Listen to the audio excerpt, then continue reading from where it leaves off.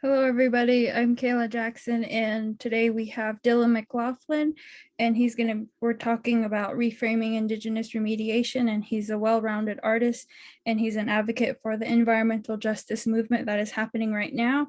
And we're very thankful and grateful that he's willing to share his perspective and his ideas and his confidence within the environmentalism that is going on Indigenous land and Dineta in general. So, Dylan? Thanks, Kayla, and thanks everybody who's kind of behind the scenes organizing this speaker series. I'm thrilled and very honored to step into this space and be able to share some of my work with you all. So I'm just going to start by sharing my screen. I'll try to kind of keep an eye on the chat a bit as we get through this. But I think we'll save a Q&A for the end of the talk. So great. So my name is Dylan McLaughlin. My mother's family is Diné. I grew up in Kayenta on the Navajo Nation. Let's see, I live currently in Santa Fe, New Mexico, and I've been working for the last, decade or so as a I'll kind of explain more about this, but somewhere between kind of video artists, sound artists, with a social practice, focusing specifically on kind of issues regarding climate change, climate justice, climate injustice, extractive industries, influence on the landscape out in Dineta and in other Indigenous communities. The title of this sort of presentation and kind of thematically my art practice these days, I'm calling Wires Under Tension. It's a borrowed title from a really great musical project by this musician, Christopher Tigner, who lives in Brooklyn, New York. That's a whole other story. Do a lot of collaborations with musicians. But just to get further along in this, researching methodologies and practices of Indigenous intersectionality of place-based response. And I'll talk a bit about what that means, or what that means to me and kind of how that's, reflected in the protocols and under the work that I create. I received my MFA last year, just completed my MFA last year in a program called Art and Ecology from the University of New Mexico in Albuquerque. It's a really interesting program within the studio arts program. So it's kind of an intersectionally like climate research collaborations with scientists in different fields. But at the end of the day, we're artists, and the sort of ultimate medium that we're working with is art. And so it does this really beautiful thing beautiful and complicated thing where we take difficult conversations regarding the environment, ecosystems, ecologies of places, policies, legislation, etc., and we kind of synthesize that into into using creative protocols and creative methodologies into experienceable data, etc. I'll talk about that more when we see it a little bit further through. But I also want to share my clans, which are on this slide. Twitachitni Nishla, Bilagana Bashachin, Deschitni Dashache, and Bilagana Dashanella. So I'm sure I have some relatives up over there on your side. All right, so the first half of this slideshow, I'm just going to try to really get through very quickly. So I'm sorry if it's a little bit scattered, but I really want to be able to give you kind of a well-rounded glimpse into what has really kind of put me on the path that I'm on, and what sort of set my views on some of this language I'm using in motion, like methodologies and Indigenous intersectionality, place-based response, etc. So my background is so I went to the Institute of American Indian Arts in Santa Fe. So I've been kind of in and out of New Mexico for a long time, since leaving Kayenta. in 2007, graduated from high school there, moved directly to Santa Fe to attend IAIA. My parents worked at Denver College, so I grew up on that campus for most of my, the first 15 years of my life. Anyway, I got to IAIA and I started studying filmmaking, and very much kind of within the lens of documentary filmmaking. And this becomes important later because it really set this foundation for after a few years of kind of developing my own protocols around like what is documentary filmmaking, like what are the protocols that I want to engage in working with people and telling people's stories, sharing people's stories. I got a lot of work early on doing these short video portraits of artists.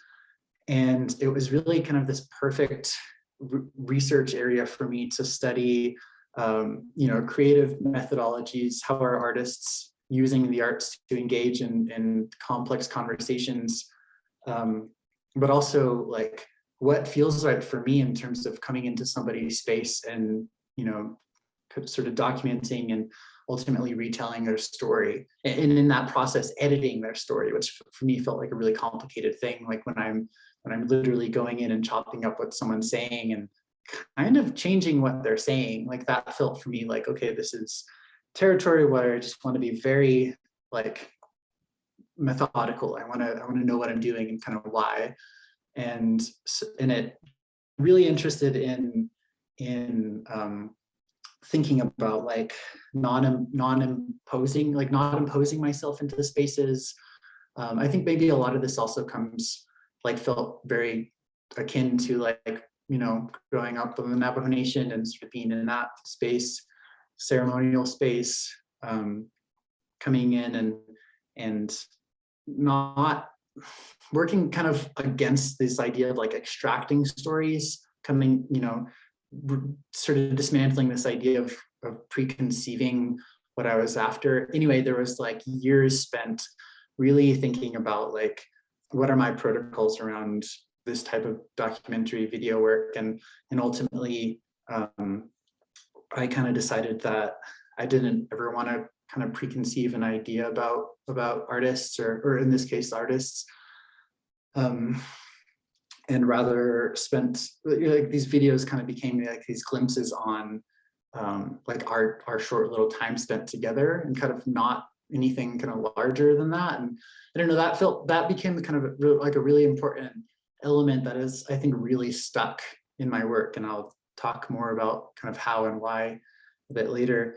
But I also kind of in the process of, I don't know, exploring video art, trying to, exploring like, and also being challenged by the medium. I feel like for a long time I was a filmmaker that really didn't enjoy kind of the culture around filmmaking.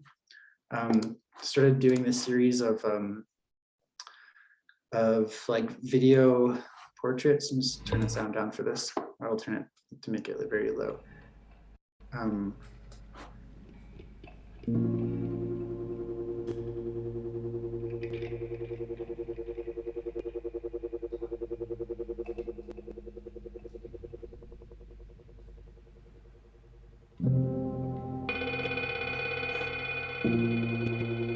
So I'm gonna kind of for the sake of getting through a lot very quickly, I'm just gonna kind of play just a few moments of these video pieces that are all available on my Vimeo channel. So after finishing I was doing this like short form documentary work where I was really challenging these notions of like what is kind of digital media storytelling about to me. I was also exploring a lot of these concepts of improvisation. I was doing a lot of collaborations with musicians and dancers at the time. I was living, after finishing at I moved to Brooklyn, New York, and then from there, a couple of years later, moved to San Francisco, and then was kind of bouncing back and forth in this totally like wild, unexpected kind of space. I had never really spent that much time in either of the cities, and then I was doing most of my work out of them. And it was, yeah, so everything became kind of an investigation. But I started exploring these concepts of improvisation, of kind of similarly coming out of that headspace of like that, approach for documentary, kind of coming in without a preconceived idea of what I'm doing, or not kind of without this extractive lens. I was thinking a lot about, I don't know, how can we workshop kind of intellectual ideas into different types of movement, language, poetry, dance, music. Those are themes that became really important to my work. Simultaneously to that time, I started doing some heavy collaborative work with artist Chinupa Hanska-Luger. This is the first piece that he and I built together. Is kind of my first attempt at like embedding digital media, in this case projections, into these ceramic sculptural forms. So it was kind of the beginning of my work becoming kind of using different mediums and becoming more installation based.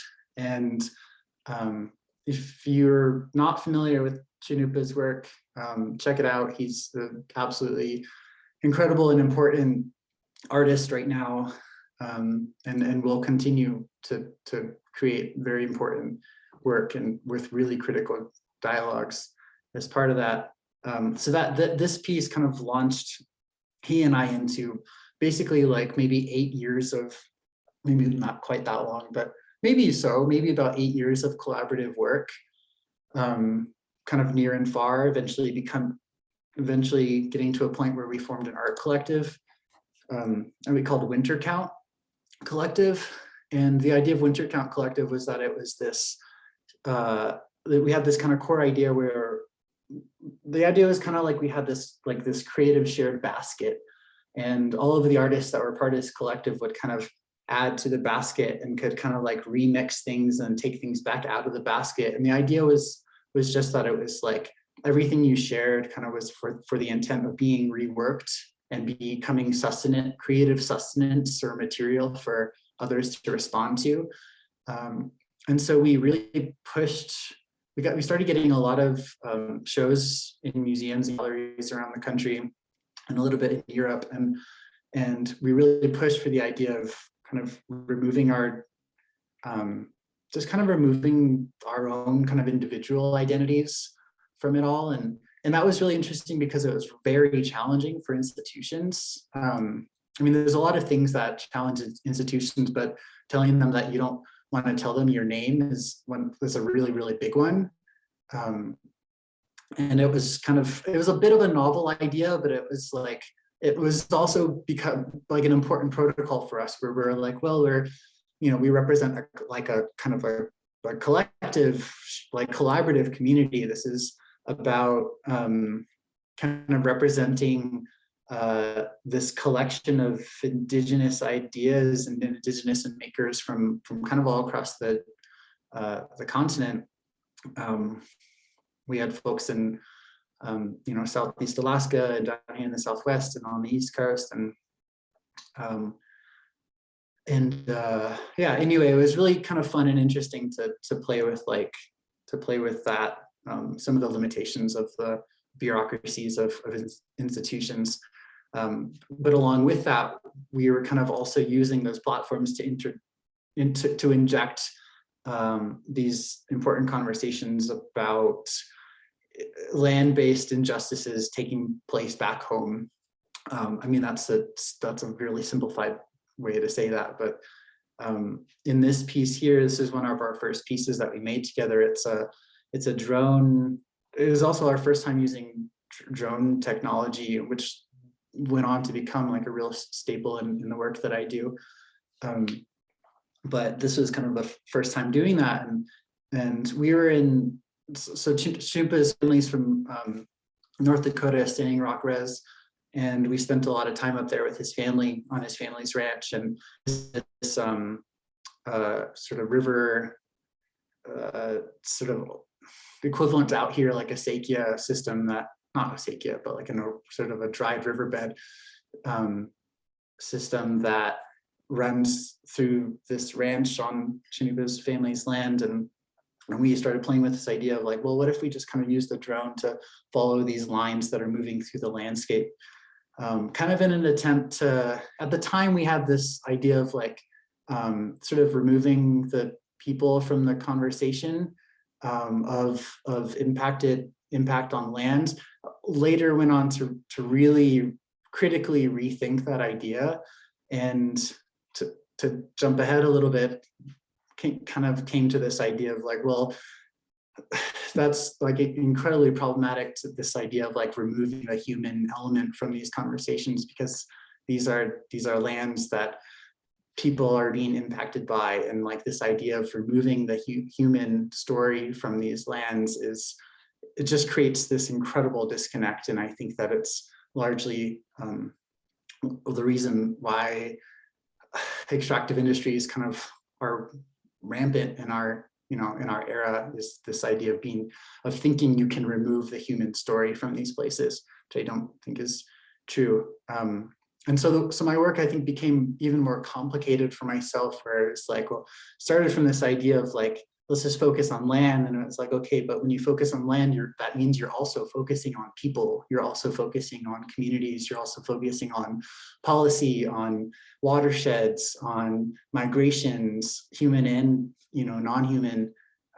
You're focusing on kind of these bigger, larger systems and layers of ecosystems, which just kind of later and kind of became more and more reinforced, and felt like artwork became more and more complicated for me. But it kind of started from this simple place of let's follow these lines in landscape. Here's another piece where we follow this set of oil tanker cars. And the thing that really blows my mind about this particular video, I'm sorry, these aren't videos, but you could imagine just kind of like these kind of horizontal scans of these landscapes. This pan follows this tanker car. I think it's like an 8-minute video, just like moving pretty quickly over these tanker cars, and the tanker cars never stop. It's just like a mind-blowing amount of these train cars, and this is such a small fraction of the infrastructure that exists globally, let alone just here in this community in the northern part of North Dakota. So we started taking this visual imagery, and we're kind of like, all the source material, because we've been, in a sense, gathering material to put into that basket that I was referring to earlier, where the basket is just full of material. And this video would become material that could be then used in other ways, and started thinking about, so what are some of those ways that this could be used. And I started some new collaborations at the time, workshopping this visual material with musicians, where we would sit down and we would talk about, well, what is the visual information that's represented in this case, an 8-minute video, and how can we translate some of that information into sound, into a music performance. And it was, it got heavy. It was about like, well, how do we process this? Like, what does it mean? What is here? What does it mean that it's 8 minutes of this double layer of oil tanker cars? Like, what does it mean for these communities? There's just like, really exploring kind of all the layers of what is kind of present here, and how can we, like, what would this turn into music sound like? Maybe it might not be pleasant to listen to, but like, let's workshop that and see what happens. And so we did a lot of that work for a number of years, and continued to use drone footage. And so this is another piece that was, I'm just going to play it and kind of for a second and talk about it. It was a piece we did in northern New Mexico, near just kind of north of Taos Pueblo, in New Mexico. Yeah, in New Mexico. And this is a now Superfund site, former molybdenum mine.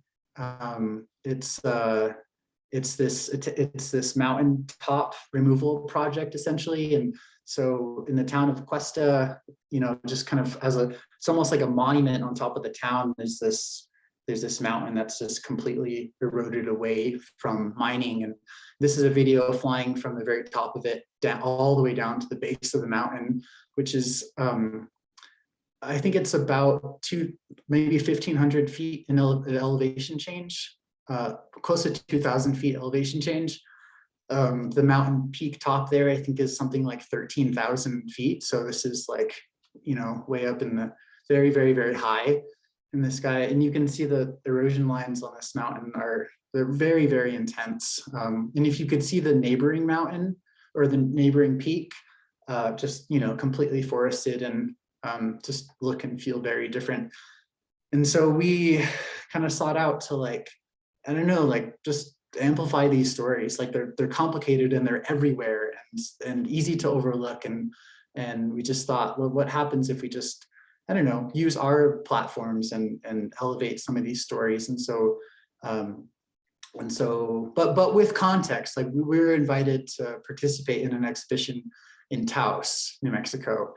And so as part of that, we're like, well, what's here? Like, what are the stories here? And this is one of the stories that kind of came to the forefront for us. And so that was kind of a practice that we did with institutions all over the place. It was like, if we were invited to show work in Richmond, Virginia, we would kind of recontextualize, like, well, we don't want to take, for example, the Cuesta video and show it in Richmond because it's kind of weirdly out of context and maybe could create some interesting juxtapositions or analogies, but maybe it'd be more interesting to focus, on the James River and the extraction of the James River in Richmond, Virginia, for example, which is one of the projects we had done, which I don't have represented here, I don't think. So after a few years of kind of working really intensely on all this work, I kind of took a little bit of a pause as I was, for the first time, I think, really understanding the work that sort of what was becoming the work that I do as an artist. And I like this picture because it was kind of in this perfect moment for me where I was like, okay, I think I understand the abstraction of whatever it is that I'm doing.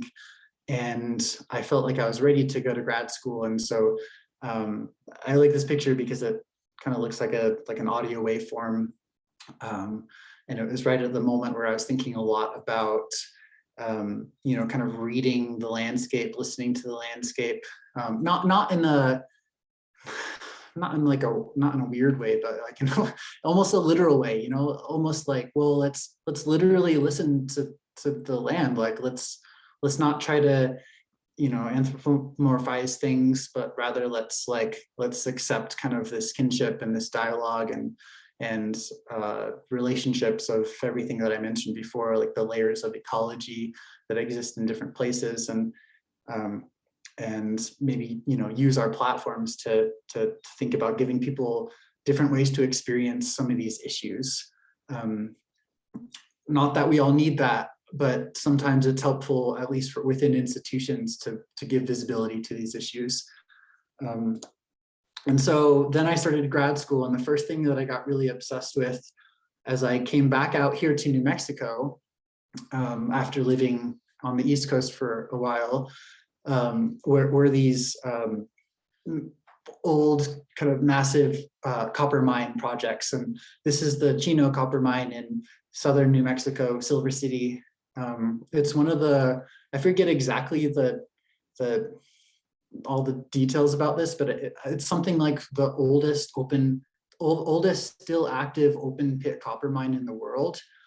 And it's kind of so intense that I find it to be also kind of quite beautiful, like the stratification of the layers and the discoloration, and it's so massive and it's so terrifying and intense. And I just feel like, wow, there's a lot of material to focus on there. And when I got back to New Mexico, I thought that I would spend some time. I was doing a lot of like wool spinning started getting really interested in working with wool. And I was living in New England before. And New England is I think what got me really kind of back into thinking about weaving was, well, for one, Will Wilson. I've done some collaborative work with him. And so that he's always kept kind of the idea of textiles in my mind.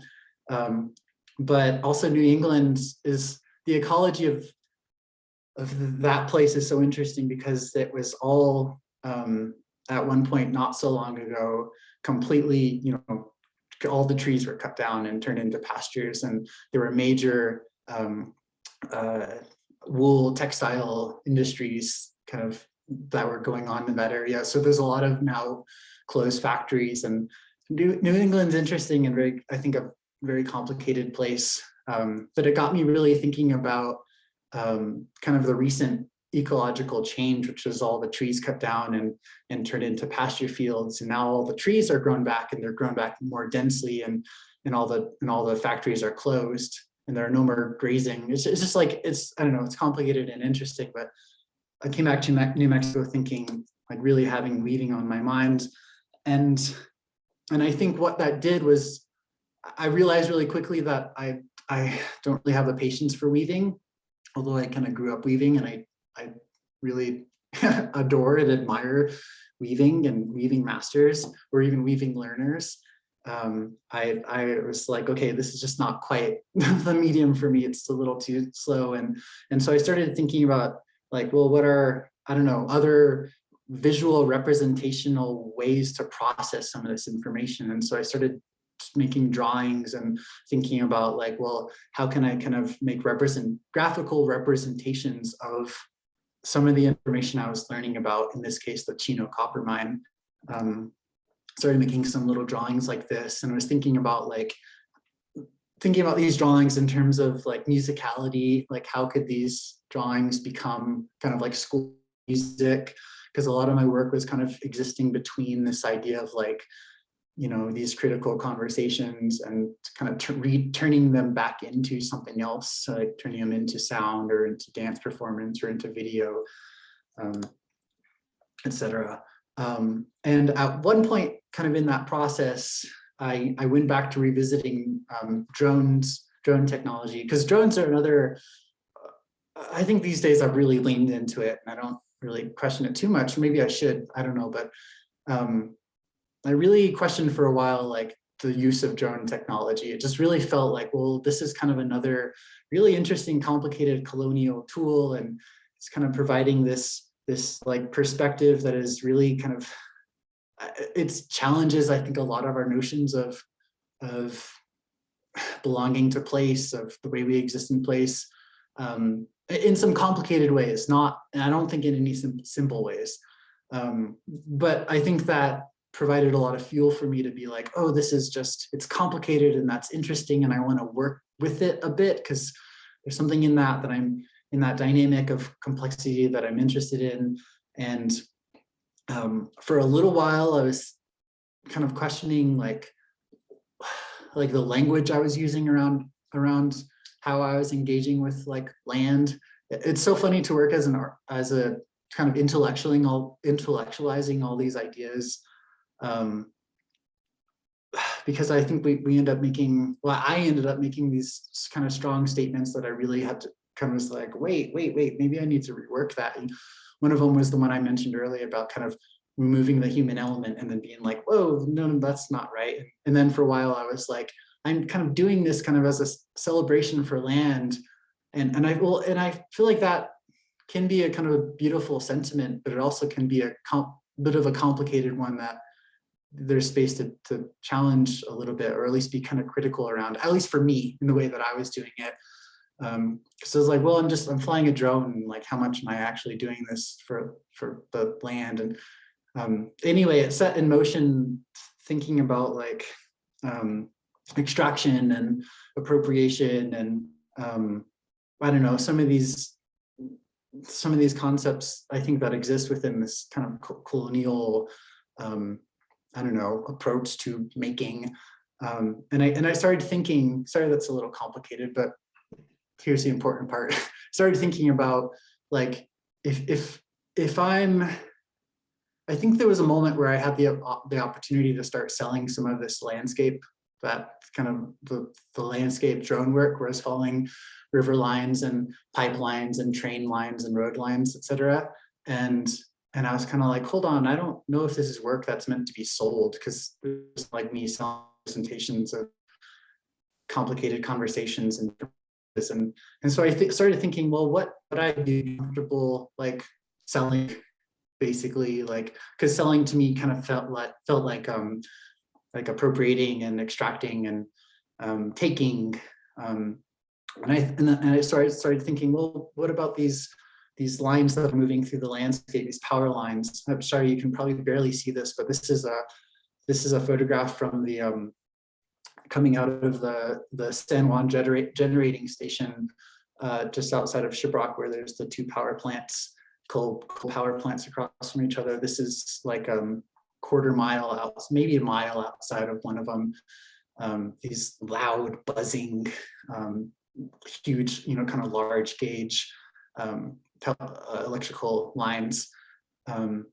And I started thinking, just kind of as a novel idea for fun, it's like, well, if there was anything that I was going to take and that I was going to extract and I was going to like appropriate, it would be kind of what those corporations are producing. Like, I feel like that's fair game. Like I don't feel guilty taking from that space, because that feels like that's fine.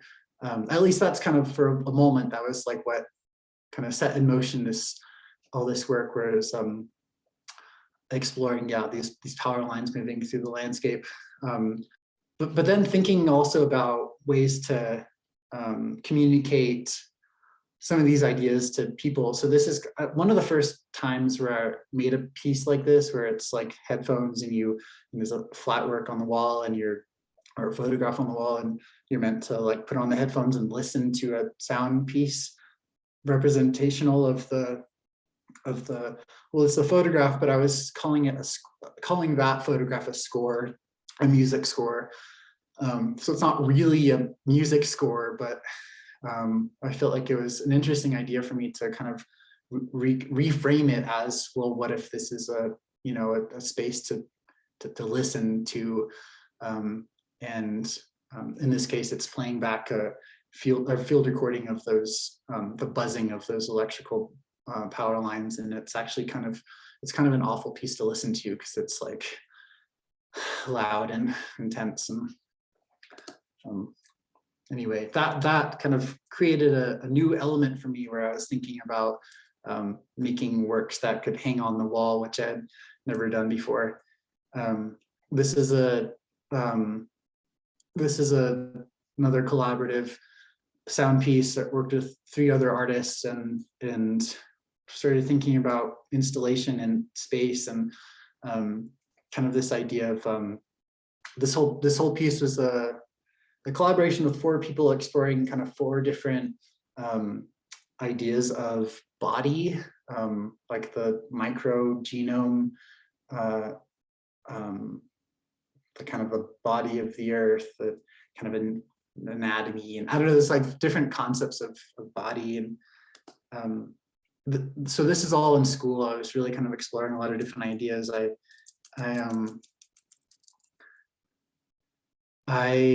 was kind of looking in a lot of different directions at the time, and one of them was I started to get really interested in studying the Pinyon trees, which I think there's that whole Pinyon pine, Pinyon juniper forest out in Saley area.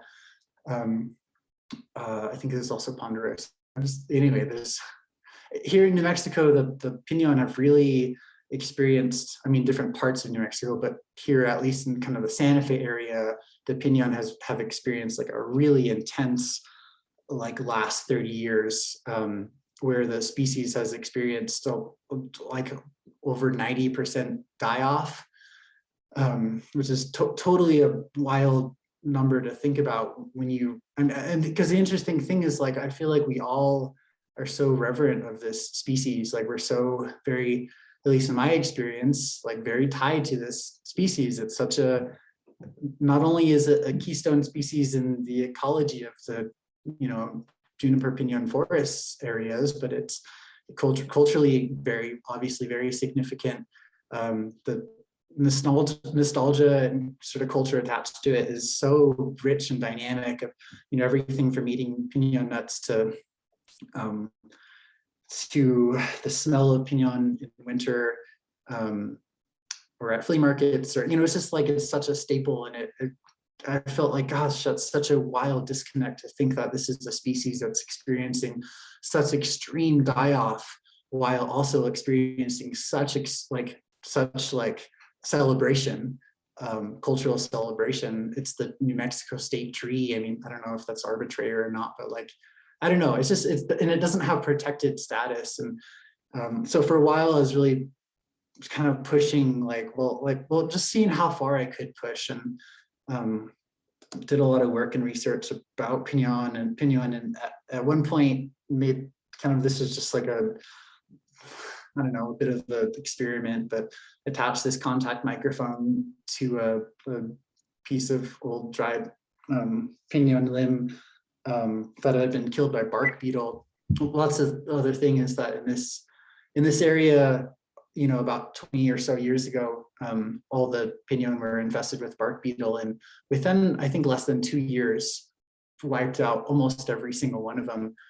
Just at the Los Alamos Basin, which is just, you know, 20 minutes north of Santa Fe, used to be a very heavily wooded pinyon area. They're just about all gone. Like, it's really hard to find any out there. Actually, there are some small saplings coming up, which is very cool, but they're all gone. It's heavy, it's devastating, and also it kind of speaks to larger cycles of kind of how these ecology of these trees, and it's not abnormal for these areas to, you know, for all the pinyon to die, and it's complicated. You know, pinyon have kind of a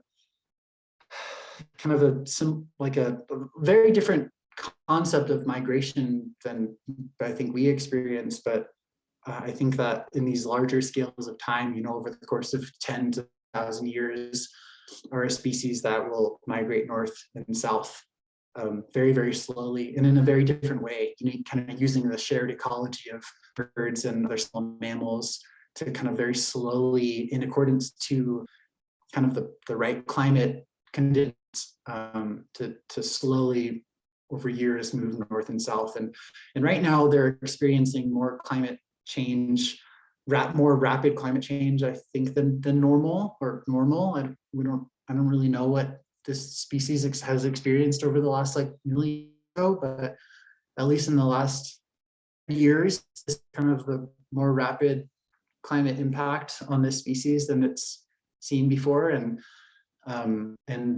they're all dying, and it's complicated. But this is a piece that uses, kind of amplifies the vibrations. You're intended to touch the piece and kind of maybe run your finger the bark beetle bore lines, and it amplifies this. And there's just kind of a meditation on, I don't know, on the complications of feeling like that you can touch these issues and we live with them, and kind of thinking about consequentiality of it all. And a lot of the artwork that I make, I like to kind of to create create a framework for then people to kind of have their own experience, and then therefore usually there's storytelling, sharing that happens. And I find that to be kind of the most important part, is connecting with people and sharing stories.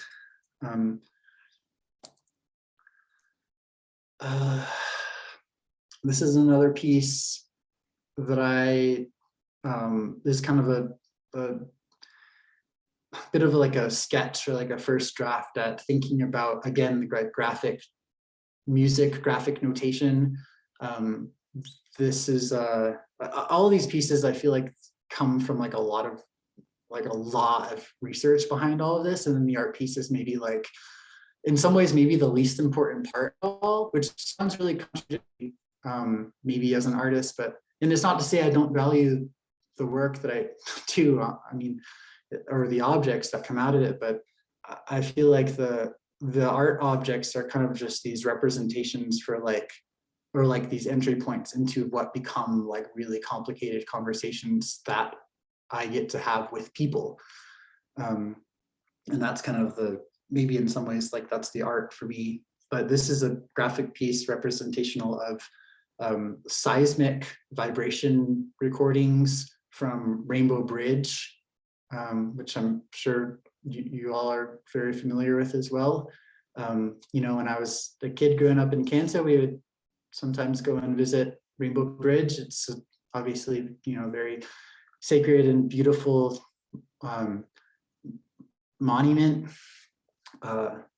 And years ago, there was this group of geologists from the University of Utah that came out and were collecting seismic vibration recordings from different monuments, including Rainbow Bridge, and published their data. And they have these really interesting kind of really ultra low frequency recordings from these sites that they've pitched up like 20 times or something, so you can actually hear them, because the vibrations themselves are so low in register that we wouldn't be able to hear them.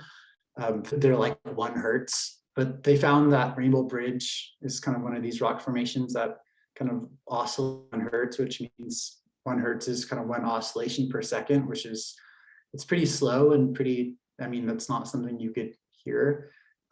If my hand, for example, right now moved at like 100 hertz, you would hear that, you would hear my hand vibrate.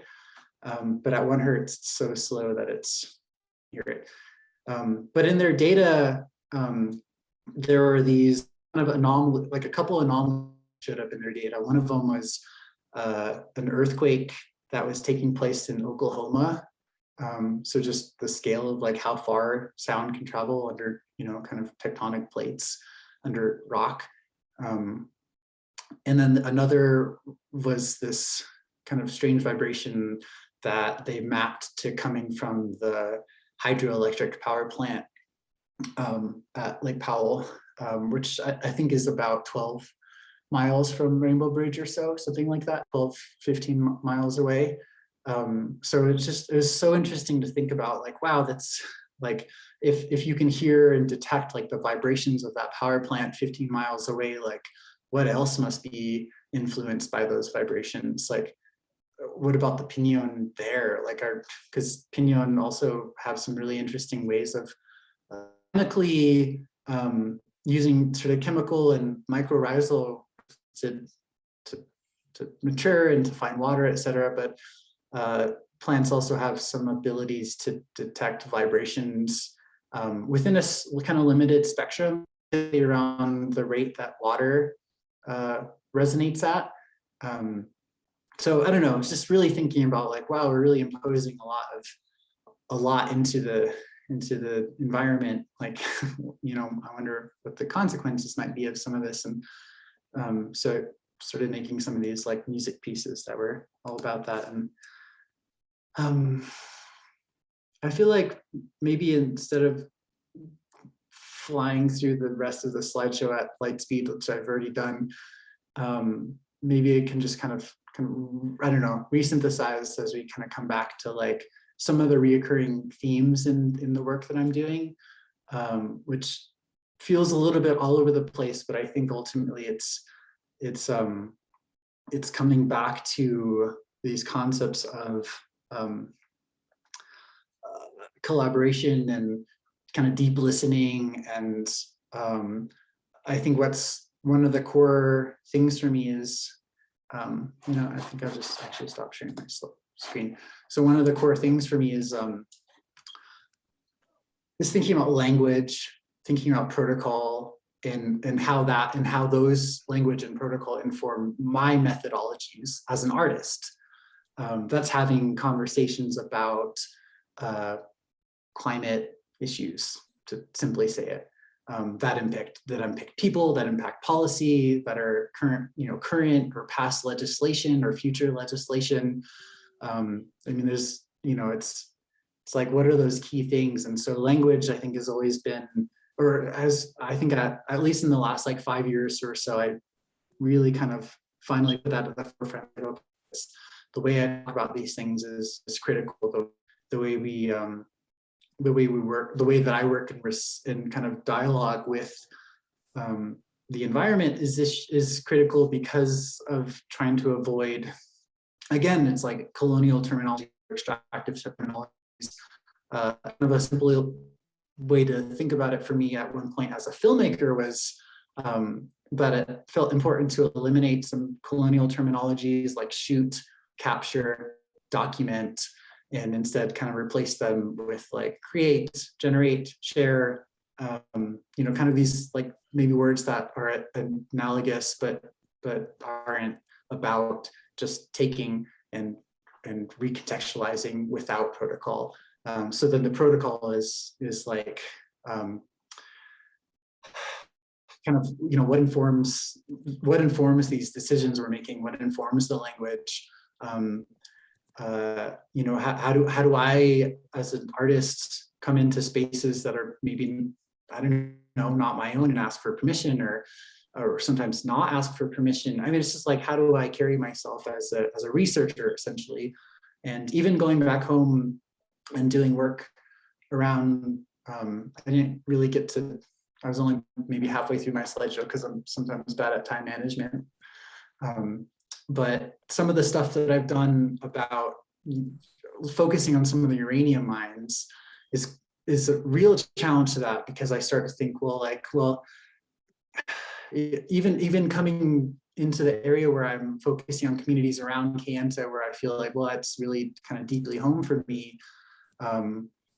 It's still like, wow, like the asking for permission, coming into other people's communities, it's such an important element to this work, and I don't think I have like a key formula to that, except for sort of weaving those relationships, finding relationships and developing them and growing into them, and acknowledging when something doesn't feel comfortable and doing something about that, like meditating on it, thinking, I mean, I don't mean literally meditating, but like really holding space for it, like holding space to think about it, or not just think about it, talk about it, and whatnot.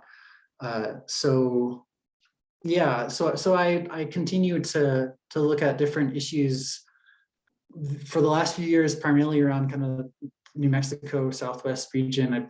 I've done a lot of work in conversation with the Rio Grande, which is a really kind of a water life source, lifeway here in the Southwest. It's such an important life force in this area, and it's also experiencing some pretty extreme,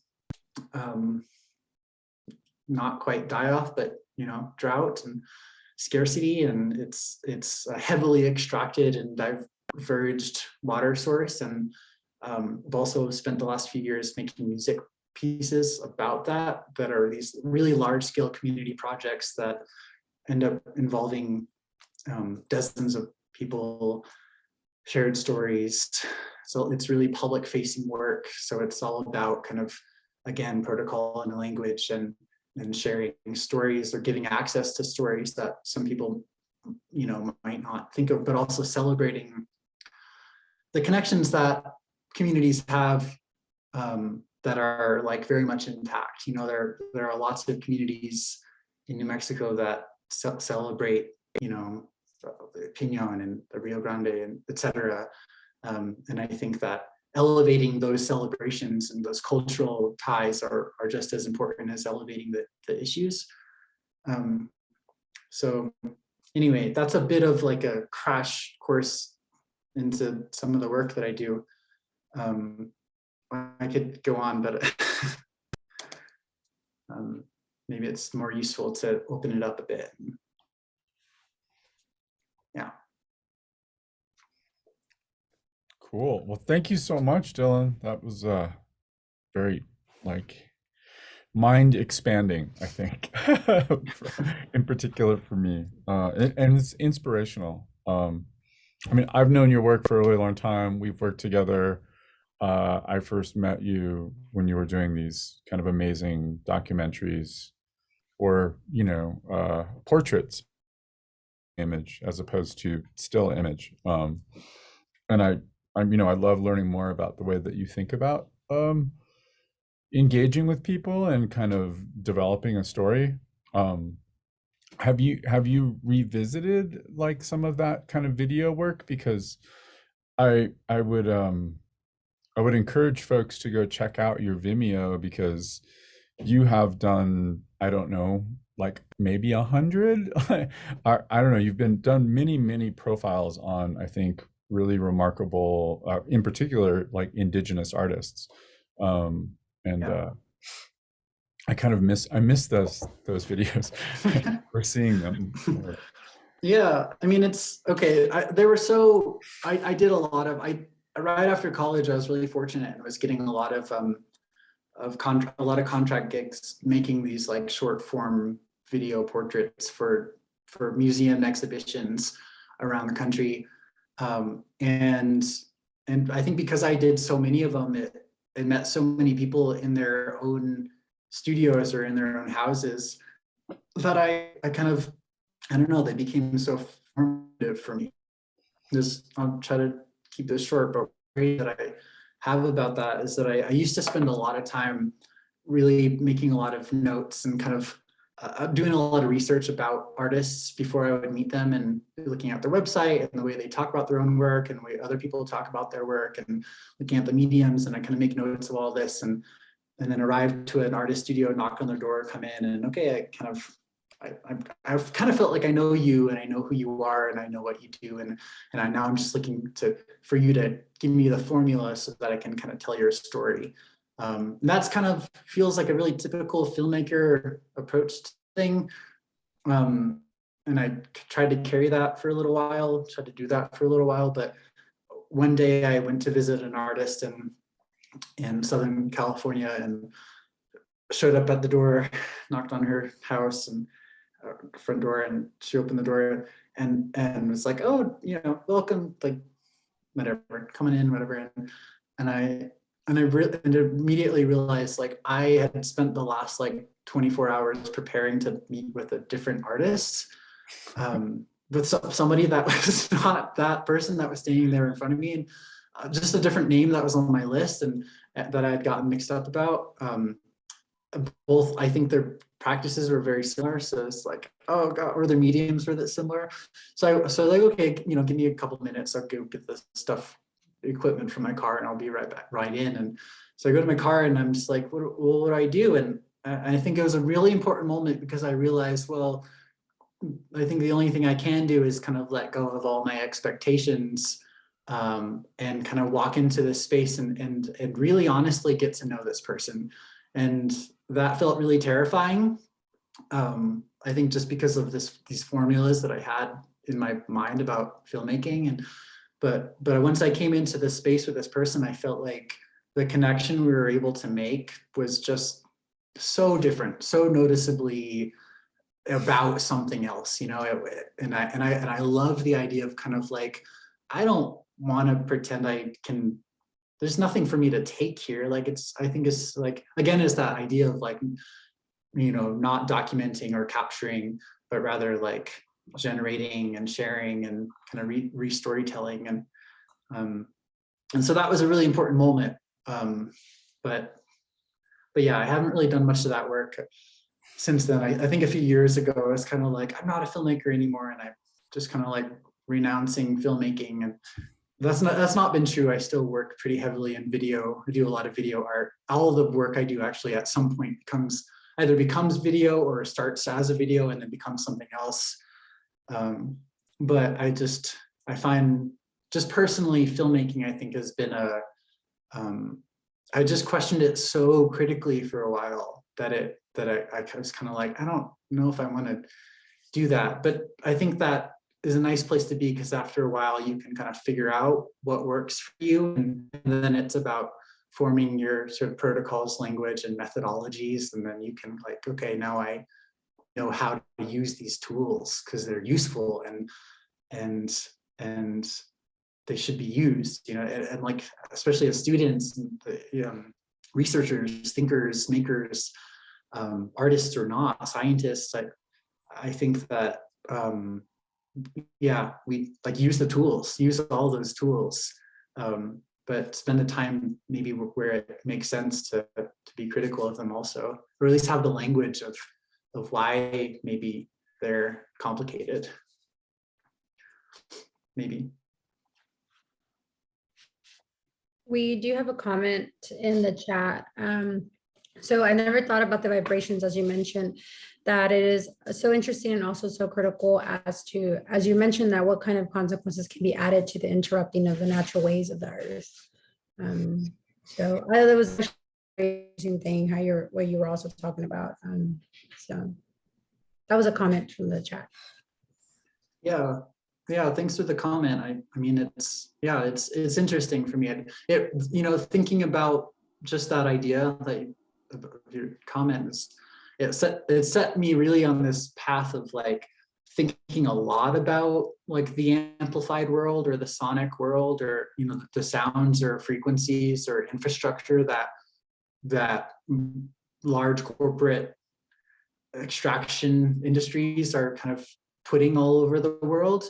And it got me questioning kind of everything. I started thinking about like kind of our choice of building materials, like thinking about kind of how sometimes how arbitrary those decisions that create, how do I say this? It feels like it's a big idea, like thinking about how consequential and yet how arbitrarily made some of these decisions are about what type of materials we might be using for building, for example, or what types of materials we're using in semiconductor technology. You know, silicone versus germanium. There was a moment in like the 50s where we could have easily lived in a society that over extracts germanium because of we would make germanium based integrated circuits, and yet that's not true. There was a moment where instead a competition was making silicon-based integrated circuits, and now we live in a world that is all about silicon-based integrated circuits. And we're, for the last 3 years, the conversation has been a chip shortage, and it's led to kind of the inflated prices of almost everything digital. So then to go back to like, okay, in the 50s, why was that decision made? You know, it's, anyway, so things like that, it really got me thinking about like, wow, the technological world is, I think it's so important for us to really look at critically the history of and the geography of thinking about where are things mined. You know, looking like at the Chino copper mine, like these huge open pit copper mines that's millions of tons of copper every year, and then thinking like in these walls, well, not this wall because this is a cinder brick wall, but like in probably most of the walls that or the rooms that you're all sitting in are, you know, embedded with copper piping and copper wire, and some of that is probably coming from the Chino copper mine. And not to say that we're at, I don't know, it's just complicated, you know, it's just like, wow, it's complicated, and it's really interesting to think about. And sometimes hearing those vibrations or thinking of them as kind of existing vibrations is it's just an interesting kind of layer that adds to like maybe finding ways to connect with it. I mean, those copper wires running through your walls are also resonating at 60 hertz, and that's a frequency you can hear. That's within the human hearing register, and you can probably hear them also. You know, we're probably all familiar with like the hum of electricity. But like, just to like, you know, make more ways to connect to like, yeah, natural ways of the earth. Beautiful way you said it. These are, I don't know, yeah, it's interesting, complicated. Any more questions to wrap it up? I'm gonna put my website in the chat. I've got a lot of this work on Vimeo and also on my website. And I have contact info, I think, on both of those places. If you wanted to, here, I'll just put my email address as well. If you felt inclined to, whatever, have a further conversation about something via email or what have you, feel free to reach out. Or Can if I also something mention- didn't land right. Or- Can I also sorry. mention that if anybody's interested, Dylan is also you're going to be teaching, right, with the MFA program that's now there at IAIA, the Institute Yeah, of American Indian Art here in Santa Fe. Right. So there's a kind of new, just barely 1-year-old MFA, Studio Arts MFA program at Institute of American Indian Arts here in Santa Fe. It's a low residency program for now. It's got a really interesting structure where we have these, it's kind of led by these artist mentors, and starting this fall, I'll be on board as one of these artist mentors. It's a very cool program. Definitely highly recommend looking into it. It's got some, I've just recently met the student cohort there, and it's, yeah, very, very cool and dynamic. And if you have questions about that, I'm happy to answer those, or yeah, what have you. Cool. Well, thank you so much, Dylan. That was like awesome to learn about your work and all of these incredible ways that you're bringing these ideas together. Christy said one last thing. I'm sorry. She goes, how does hold on, what is she sorry, I'm trying to hurry up because Kayla, can you take over, because I have a final to go to right now.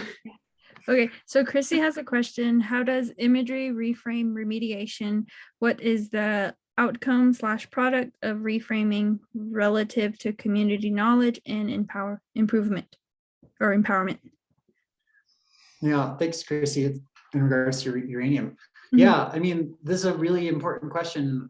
I wish I had a more, could have covered more territory with this talk, but I mean, I think that at the core of at least the creative community that I've been building, I think it's about, for me, finding, like, how do I say this? Like, so I just finished this MFA program, Art and Ecology, from the University of New Mexico. And I think there's a really interesting culture that's being created within that department there, that is not led by artists. It's led by writers, activists, scholars, folks that are working, you know, really more within kind of typical social practice within the sciences and biology, et cetera. Working within policy and legislation reform, et cetera, around protecting land and acknowledging rights of waterways, for example, et cetera.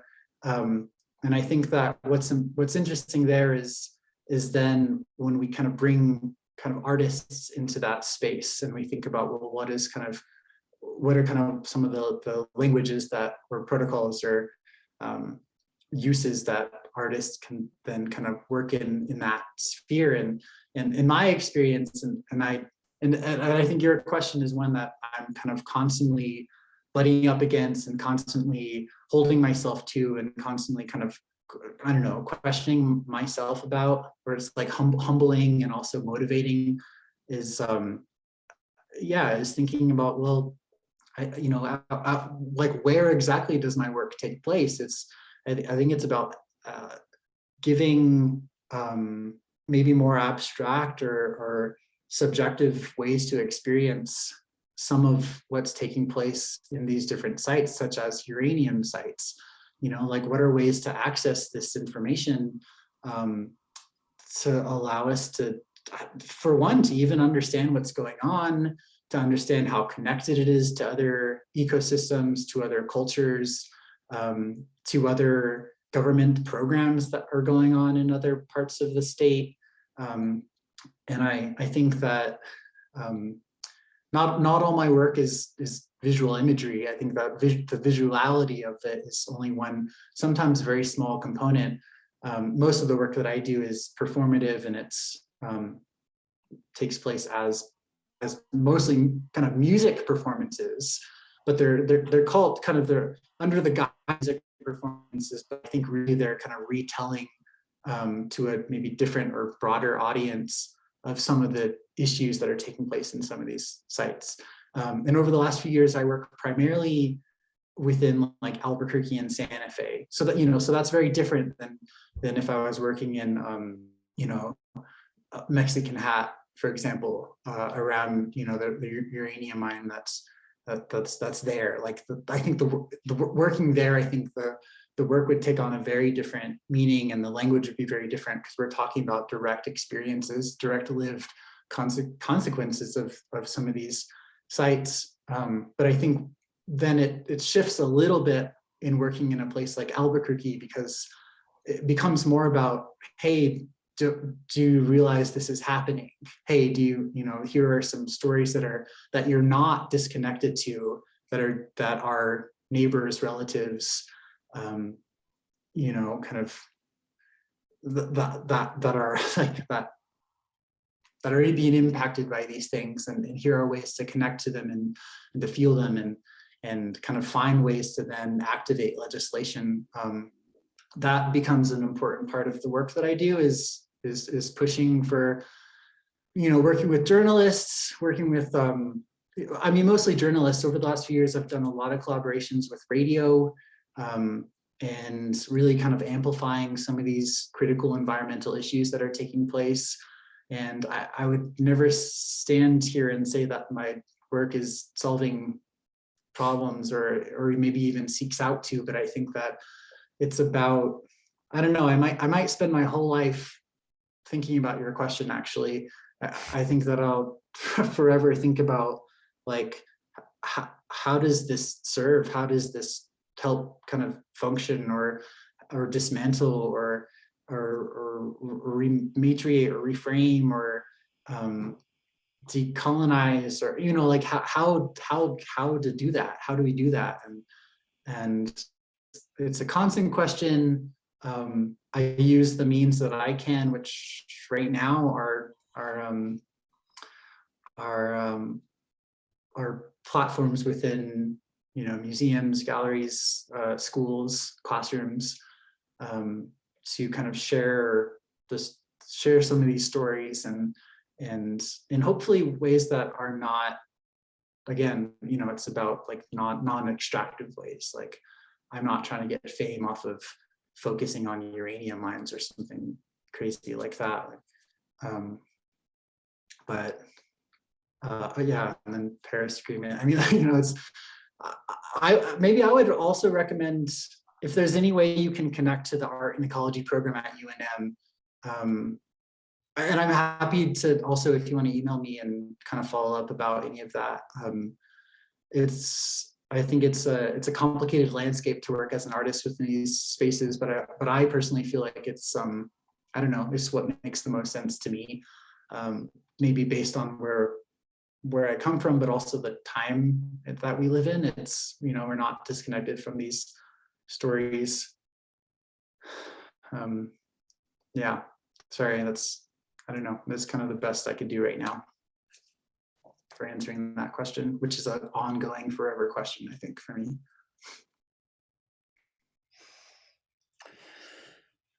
Thank you so much for I think answering that. Was it's a big question, and it's certainly one that I think about all the time. It's part of the reason that this is ongoing, and it's certainly a product of that question, I think, in a lot of ways. So. Yeah, but I guess, I don't know, and there's lots, and I guess the truth is there's lots of ways to answer that question as well. I think that maybe a literal way to take that would be, well, it's, it's visual culture, it's amplifying some of these, I don't know, amplifying accessibility by using channels of visual culture, which is, I think, one way to think of what art is. At least that's kind of the person that leads the art and ecology program at UNM. I think that's that person's view, is like, especially as a photographer, is like, well, let's visual culture is a very, humans have been doing it for a long time now, not just visual, but like aesthetic culture too, and decorating, regalia, and how we decorate ourselves, and sort of like what culture, kind of the materials of culture, I think those are also areas to inject in some of these conversations of remediation. That might be a tricky place to leave to end this conversation, but just something to think about is like, how do these issues show up in our culture? And coming from the lineages of Diné culture, you know, like how has Diné culture worked in imagery and materiality to reframe remediation? I mean, I think that might be an interesting space to think about. It might not be a new idea for you, but I think I'm always, you know, I left the res 15 years ago or so, and I think since then I've always been trying to maintain connection and always feel. Anyway, that's a whole other conversation, but yeah, I think that. Anyway, thank you for the question. It's one that I'll sit with for a long time, at least for the rest of the day. But thank you all so much. Thanks for listening. Sorry if it's scattered. I feel like my work is a little bit scattered. It's kind of looking at a lot of things all at once. But like I have said many times, feel free to reach out if you have, I don't know, more comments or questions.